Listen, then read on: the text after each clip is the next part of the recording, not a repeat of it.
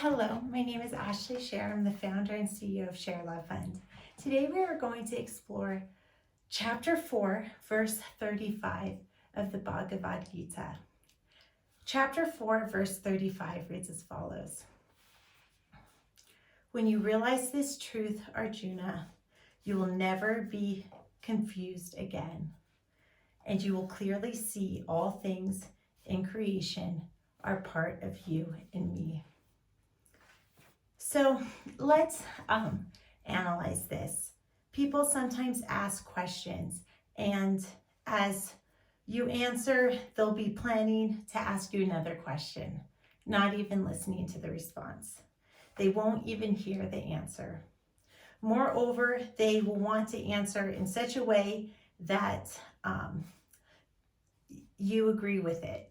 Such people are not really asking questions to learn. Sometimes they're just trying to show off. They're just testing the teacher. Prostrating doesn't always mean that you fall at someone's feet. It's mostly an attitude of humility. And this is what Krishna is trying to teach Arjuna here. And this is what we can take away from it for everyday living. You feel that you know that much and that you trust the teacher knows a little more than you. You place yourself below the teacher and you receive. Receiving knowledge is possible only if you can humble yourself. To understand, you have to understand. And there's a great version of the Grimm's fairy tales, which writes the word under and then space stand. So to truly understand, there's like a level of humility that we need. A subordination involved in true understanding. Accepting that we don't have all the answers is a precursor to understanding. That's what Arjuna does.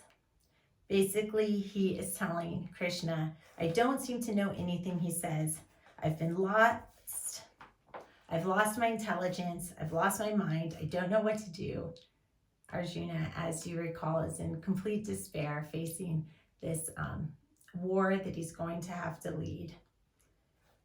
He basically is asking Krishna, please direct me. And then Krishna starts talking to him. It's easy to pour something into a mind that has been emptied and says, I'm emptied. Now please fill me with knowledge. Even scientifically, this is so. One empty beaker or one that has just a little water in it can take in more water and retain it. Another beaker that's full of water is full and cannot. If the empty beaker wants more water from the full beaker, a tube is connected, a kind of siphon. If the tube is filled with air, the water won't flow. The tube should be a vacuum. Then the water will be sucked in. The empty beaker can receive water only as long as it is below. If the receiver says, I should be equal to you, then the flow stops. When it says, actually, I'm a little better than you, then it loses whatever it had. It is a simple siphon system. Now you see how scientific religious teachings are. It all kind of relates. And here at ShareLove.Fund, we're not teaching this as part of religion, just as critical thinking, and how far people take it is up to them. But by reading ancient texts, it just gets our minds thinking, and you can develop your own thoughts and attitudes about what resonates for you. The flow of electricity is another example. Did you know that this human body itself is a magnet? Every magnet has two poles, north and south.